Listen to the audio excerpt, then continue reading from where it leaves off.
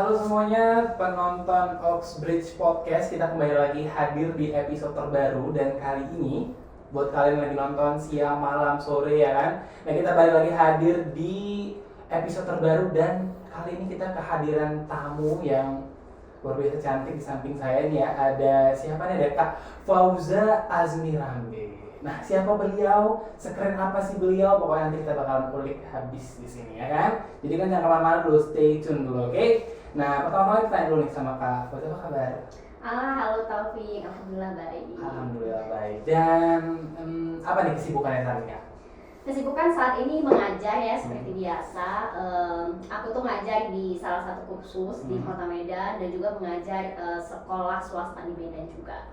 Jadi full ngajar nih. Selain itu ada lagi sih ya, soalnya selain itu juga lagi persiapan ini sih, belajar juga persiapan bahasa dan mau coba-coba beberapa kegiatan lagi gitu. Selain mengajar juga ingin belajar lagi gitu. Jadi bukan cuma ngajar, tapi juga ada kegiatan-kegiatan lain yang dilakukan gitu ya. Nah itu tuh. Juga kita tahu Kak Fauza ini adalah English teacher. Iya, I'm English teacher. Nah, kalau boleh tahu nih, itu belajar bahasa Inggris itu bagi Kak hobi atau kebutuhan sih awalnya? Sebenarnya awalnya kalau di kilas balik masa SMA tuh suka. Jadi di kelas 12 itu udah mulai suka bahasa Inggris gitu ya. Suka bukan berarti bisa ya. Jadi kayak suka lihat orang ngomong tuh keren ya gitu. Belum merasa kebutuhan, cuma mau kerenan doang. And then after graduated, setelah tamat, gak tahu mau ngambil jurusan apa. Sedangkan aku anak IPA gitu, dan aku nggak pandai IPA, ya kan? Singkat cerita, ya udah deh bahasa aja gitu. Sebenarnya pun bahasa Inggris it was not my first choice. Saat itu bahasa Indonesia yang pertama, bahasa Inggris kedua. Karena nggak pede juga sama kemampuan bahasa, jadi akhirnya terjerumuslah di dalam bahasa Inggris. Saat itu juga memutuskan bahwa oh iya harus belajar bahasa Inggris nih sebagai kebutuhan dan kewajiban, malah sebagai namanya juga mahasiswa jurusan bahasa Inggris gitu ya, dan akan menjadi pengajar bahasa Inggris. Jadi wajib sih hukumnya terus belajar bahasa Inggris kalau untuk aku. Oh, berarti awal mulanya itu SMA. Suka itu SMA, tapi ketika akhir tamat SMA mau milih jurusan bingung, akhirnya milih bahasa Inggris. Terjerumus, dan sekarang bukan terjerumus lagi, ya memang udah berkecimpung di dalam itu ya. gitu ya. Menarik. Pernah les bahasa Inggris? Pernah, karena kan as I said previously, aku bilang kemarin kan aku nggak bisa ya kan. Jadi taman SMA karena berarti harus les nih, karena aku merasa basic English aku tuh belum kuat untuk belajar di jurusan bahasa Inggris. Jadi aku belajar dari masih kayak basic kali, kemudian aku ambil langsung basic conversations sama belajar TOEFL juga itu di satu tempat les. Jadi aku les itu 2 semester atau setahun. Awal semester 1 kuliah. Habis itu aku les lagi kedua kali tamat kuliah S1, aku ambil fokus IELTS. Waktu itu aku private IELTS 3-4 bulanan gitu waktu pandemic gitu. Gitu ya. Jadi pas kuliah itu baru mulai belajar bahasa Inggris gitu ya kan. Itu berapa lama sih Kakak belajarnya sampai tahap mungkin Kakak sudah mahir, mungkin sampai ke tahap aku udah mulai ngerti nih gitu. Mulai berani ngomong ya. Jadi gini, the first time I took English course itu aku adalah yang paling tua di kelas itu, karena aku juga ngambil beneran itu khusus anak SMA atau SMP kelas 3 gitu. Saking tidak bisanya saat itu kan, jadi aku paling tua, jadi aku merasa terpukul dan tertampar ya, karena kayak ya ampun ini harusnya pelajaran anak SMP dan aku baru belajar ketika tamat SMA gitu. Saat itu belum berani ngomong sama sekali, masih kayak aku tuh setelah pulang les aku belajar lagi, pokoknya soal-soal aku kerjain, masuk di basic conversation juga sampai di TOEFL itu juga sebenarnya belum berani ngomong. Jadi pas kuliah semester 1, honestly when my friends itu introduce themselves with English, aku tuh nggak berani. Jadi ketika teman-temanku udah ngomong pakai bahasa Inggris, aku belum berani. Kayaknya semester 2 setelah aku merasa satu semester aku udah belajar bahasa Inggris, aku udah belajar Francis gitu, aku practice a lot at home. Setelah aku merasa percaya diri untuk ngomong sendirian di rumah, baru aku mulai berani ngomong ketika di kelas. Itu kayaknya semester 3 deh. Jadi kayak setelah setahun les benar-benar intensif dan belajar di rumah, baru aku memberanikan diri untuk speak in the class with English. Itu aja gemeternya luar biasa. Nah itu cukup lama untuk beradaptasi. Maunya kan kemarin tuh lesnya di Oxbridge kemarin. Oh iya, gimana? Ada apa nih di Oxbridge? Nah di Oxbridge itu kita tuh punya berbagai macam student yang nggak sampai setahun rata-rata udah pada speak ya. Oh Iya. my God. Jadi bisa deh nggak? Mungkin nanti kalau ada keponakan atau ada bisa masukin di Oxbridge. Masuk ya, langsung ya. Nah jadi ini juga kita ngebahas soal tadi bahasa Inggris gitu kan. Nah kalau boleh tahu juga kan selain itu Kak Fauzan ini juga aktif di apa SBC Medan ya Kak? Dulu iya, sekarang sudah pensiun lah. Kakak tuh kan ikut beberapa komunitas organisasi Ya, gitu tuh. Itu kenapa Kak ikut-ikutan seperti itu dan ceritanya gimana sih? Oke, jadi kuliah tuh aku sebenarnya awalnya kupu-kupu ya, masuk ke semester 5, kalau nggak salah itu 2018 ya.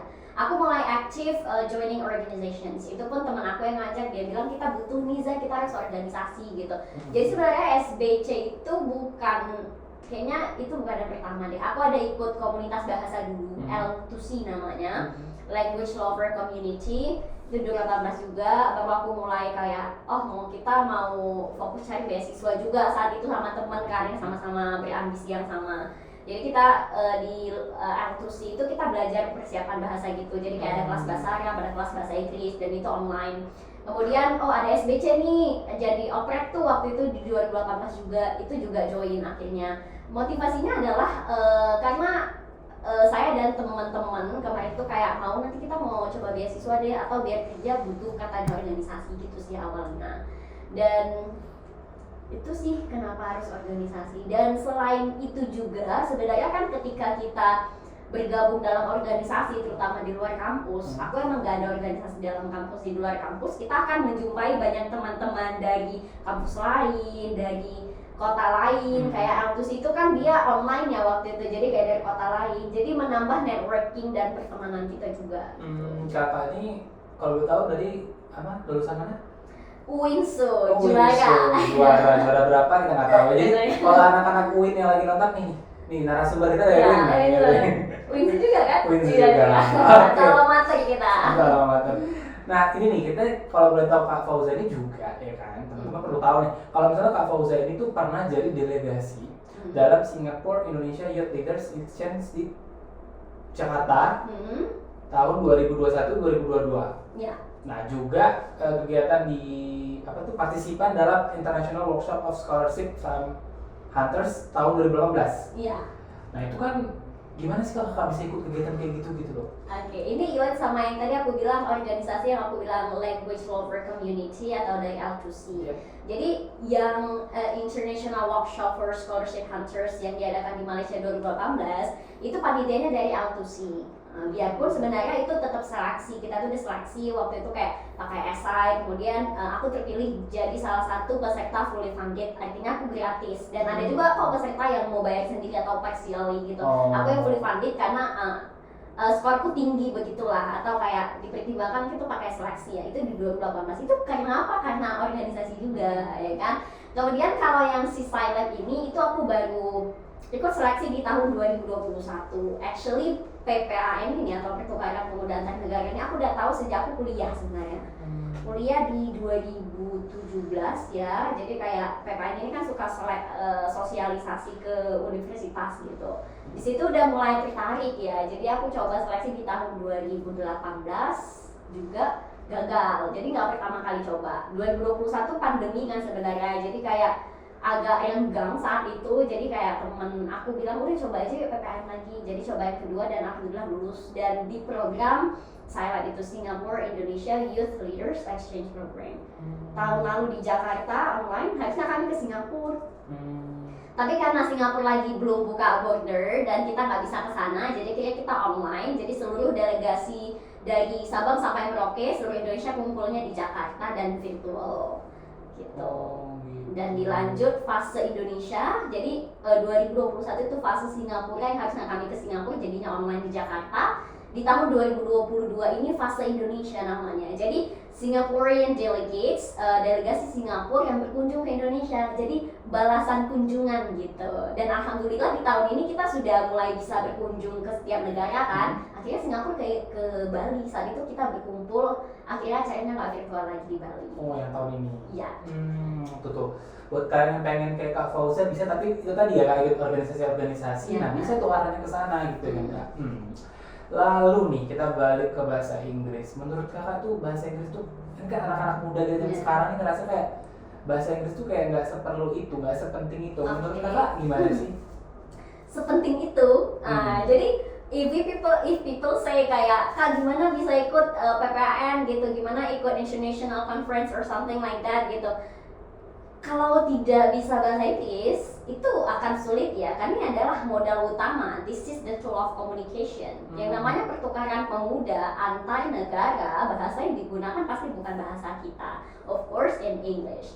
Even in the selection, waktu seleksi, proses seleksi PPAN di tiap provinsi aja itu kita menggunakan bahasa Inggris interviewnya. Gitu. Dan bukan hanya itu ya, tapi juga kayak kita mau persiapan beasiswa, apply kampus S2 dalam maupun luar, kita butuh bahasa Inggris gitu. Nah kebetulan kalau di sekolah aku sendiri subjek bahasa Inggris itu ada 2 atau Taufik. Yang pertama itu kita belajar English Cambridge, yang kedua kita belajar fokus on TOEFL. Jadi di mana anak SMA itu di sekolah kami itu udah mulai difokuskan TOEFL-nya gitu. Jadi kayak mereka punya sertifikat bahasa Inggris. Yang kita tahu di mana sertifikat ini kan akan berguna untuk apply kerja, apply beasiswa, apply S2 gitu. Di Oxbridge ada juga kan persiapan kayak gitu.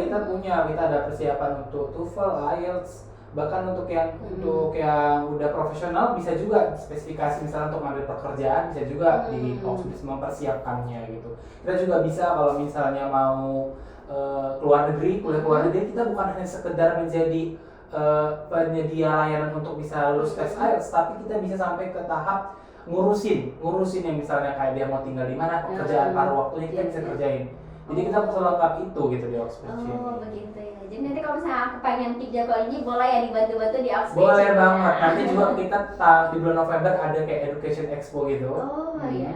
Di situ teman-teman bisa datang untuk sekedar cari-cari beasiswa mana yang tepat dan nanti akan diarahkan gitu. Oh ya. Kayaknya Oxbridge ini tempat yang tepat untuk aku konsultasi ya. Sangat tepat. Bukan cuma kakak tapi kalian semua yang nonton juga. Ya.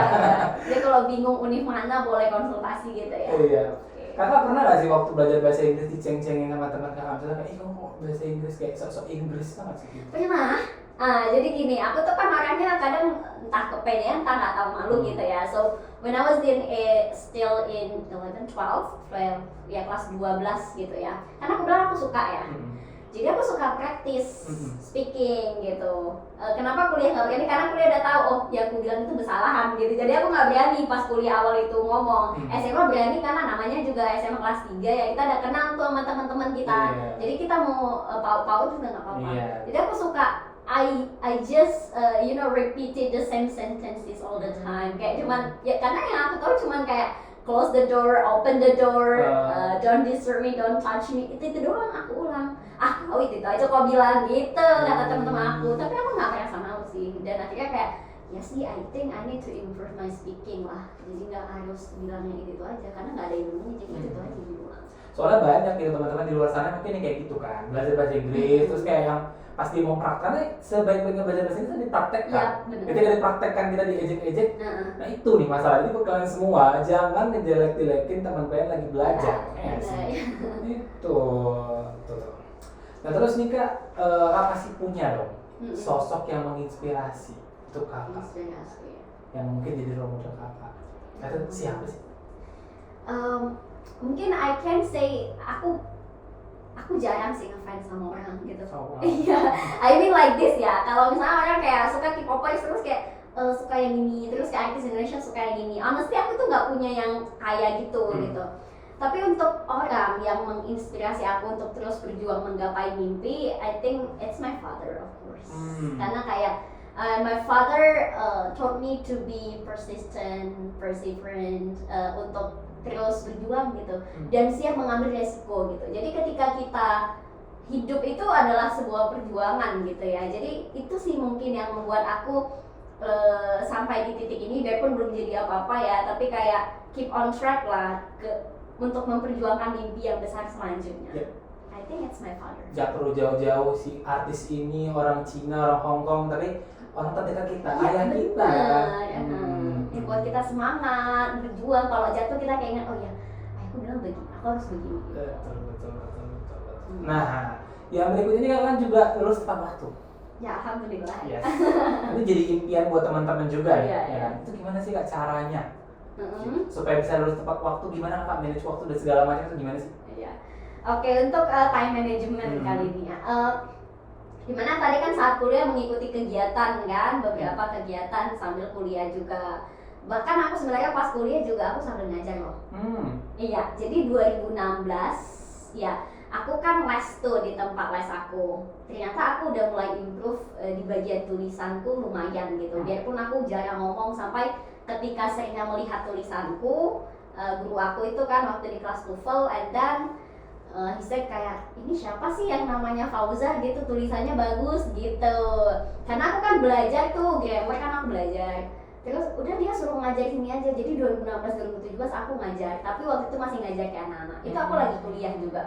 Saat itu aku kayak ngajar pagi, kuliah siang. Jadi aku kayak pagi dari tempat les terus kuliah siang. Nah, aku setelah itu 2017 aku stop karena 2017 kita ada PEMA dan mulai capek ternyata. Anak UIN, PEMA. Teman-teman nggak tahu ya, nggak semua universitas ya. Kita ada ya, kita ada. 2 kali KKN-nya. PEMA tuh seminggu ya kan. Udah aku nggak ngajar lagi. 2019 awal masuk nyusun skripsian kan. Skripsian kita nggak ada kelas lagi, cuma bimbingan. Tapi kan cukup menguras tenaga dan pikirannya. Tapi aku tetap ngajar. Waktu itu aku kayak mikir, butuh uang nih, kayaknya mau wisuda gitu, butuh tambahan lagi. Biarpun ya orang tua bakal support financially, tapi I think butuh pengalaman juga sebelum tamat. Aku ngajar lagi di bimbel yang saat ini aku masih ngajar. Ngajar bahasa Inggris saat itu. Cukup ini ya. Jadi kayak misalnya aku harus ngatur jadwal, pagi bimbingan, siang aku ngajar, malam aku revisian gitu. Jadi capek-capek. Bahkan dulu aku ingat di awal-awal aku baru ngajar di kursus itu dan aku harus bimbingan skripsi. Kampus kita agak terbelakang, maksudnya lokasinya jauh ya. Hati-hati ya ngomongnya. Nggak tahu ya, tempat sekarang udah lebih bagus ya Iya, bagus. Win juara, Win itu juara gitu ya. Jadi jauh kan, aku waktu itu masih kayak naik angkot nyambung sana nyambung sini. Di mana Kak dulu tinggalnya? Aku tinggal di SMP aja. Oh jauh juga ya. Ke Pancing, dan terus nanti aku ngajar ke daerah Medan Baru. Gajah Mada, Hayam Buruk gitu. Tengah-tengah maju ke depan. Jauh ya gitu. Jadi kadang aku sering salah jadwal, kadang-kadang karena saking kayak kadang-kadangnya kita kan unpredictable ya kalau revisian atau nunggu dosen. Jadi kadang aku juga sering izin malah. Itu karena prioritasnya kan kuliah. Tapi tetap alhamdulillah ke-handle dan bisa lulus tanpa harus menambah uang kuliah gitu. Tipsnya berjuang juga sih. Maksudnya kayak kita 24 jam sehari itu kayaknya cukup ya untuk mengatur waktu itu. Mengajar juga misalnya cuma 3 jam, selebihnya kita bisa ngerjain revisian. Banyak orang yang pikir kayak nggak bisa ngatur waktu, sebenarnya dia cuma beralasan untuk kemalasan dia aja, gitu ya. Nggak nyindir kamu yang lagi nonton ya, sorry ya. Nah kakak tadi tuh ngomongin skripsi, pernah joki skripsi atau nggak pernah ya? Alhamdulillah pernah ya. Butuh nih. Aku pernah ngejokin orang nggak pernah, tapi aku punya teman yang seperti itu. Gimana sih? Yang dia adalah jokernya ya. Dia joki. Dia jokinya. Uangnya banyak. Hebat, besar juga itu ya. Iya, gitu lah. Itu gimana sih Kak menurut Kakak orang yang joki skripsi gitu? Mungkin itu tergantung niat dia kuliah juga. Jadi gini, ada orang kuliah itu demi gelarnya. Dia nggak perlu masuk kelas atau dia nggak perlu ilmunya. Ini biasanya dilakukan oleh mereka yang memang sudah memiliki pekerjaan dan itu adalah syarat menaikkan jabatan. Mungkin untuk mereka yang seperti itu, mereka sangat membutuhkan yang namanya perjokian. Gitu, karena mereka ya udah ada ilmunya, aku udah punya pengalaman, ini hanya untuk gelar dan itu akan menguntungkan si joker ya, yang jokinya. Joker itu ini Lebar Udah ya, gitu. joki, si Joki. jokinya gitu. Tapi untuk kita yang masih muda, yang kita masih berkembang, kita akan mencari pengalaman dan terus belajar, masih muda ya terutama, yang masih S1 gitu. I do really not recommend you to do this kind of thing gitu. Perjokian seperti ini itu sangat tidak disarankan. Bayangkan nanti ketika dia sidang, yang mengerjakan skripsi dia bukan dia, padahal itu nama dia, dan dia sudah berjuang selama 4 tahun, S1 kita 4 tahun, dan uang terbuang sia-sia seperti itu ya, dan gak ada ilmunya untuk apa gitu. Sangat tidak disarankan sih. Sia-sia sekali. Jadi tergantung ininya, dan aku tidak tahu mengapa itu sudah cukup menjadi rahasia umum ya. Rahasia umum yang rahasia tapi semua orang tahu. Iya benar. Banyak banget gitu ya, nggak cuma joki skripsi juga kayak misalnya nih tes TOEFL. Benar. Apa ada nggak sih kalau misalnya ada gitu ya kayak sertifikat dibayar doang, tapi ini nggak ikut tesnya gitu. Dan dia bisa meminta request nih butuh skor sekian. Iya. Ada banyak sih aku rasa. Dan bukan itu aja, ada juga yang oke dia daftar tapi yang ngerjakan itu bukan dia. Nah itu juga kayak joki-jokian juga ya. Iya. Itu gimana ya, memang benar-benar banyak banget gitu ya kan di negara kita tercinta ini, banyak banget yang kayak gitu ya. Oke. Kita bahasnya begini ya, ternyata bahasanya sepenting itu.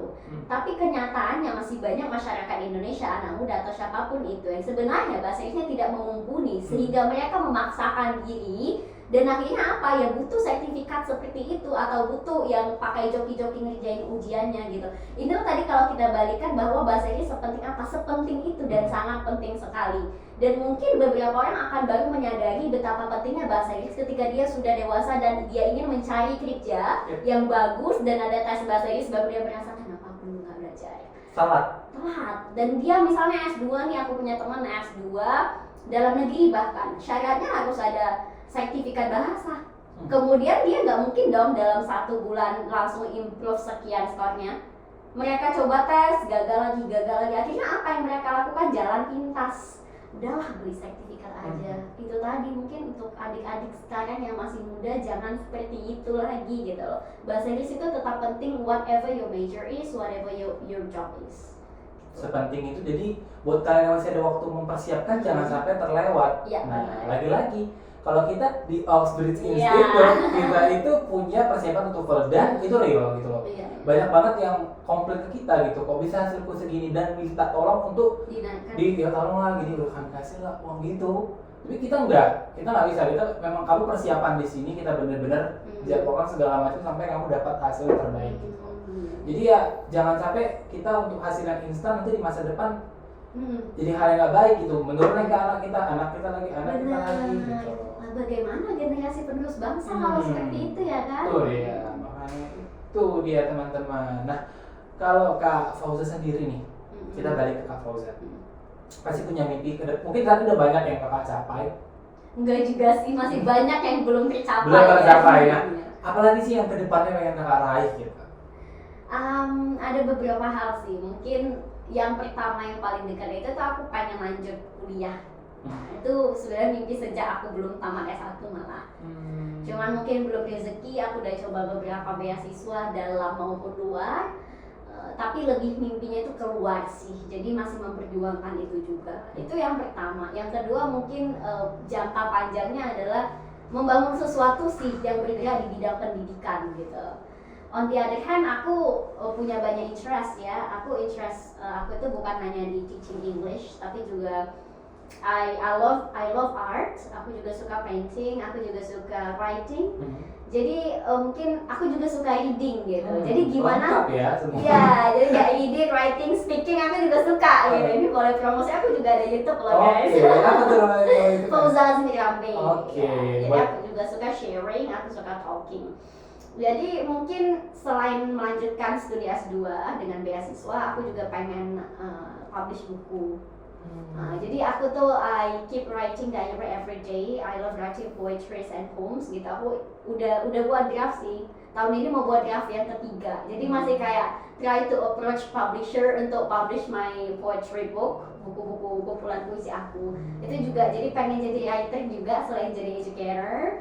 Terus mungkin kalau nanti sudah agak tercapai dan sudah agak senggang selesai S2 balik mengajar dan sudah publish buku. Aku ingin mengumpulkan buku-buku bacaanku di suatu tempat. Jadi aku pengen punya library gitu, punya perpustakaan kecil.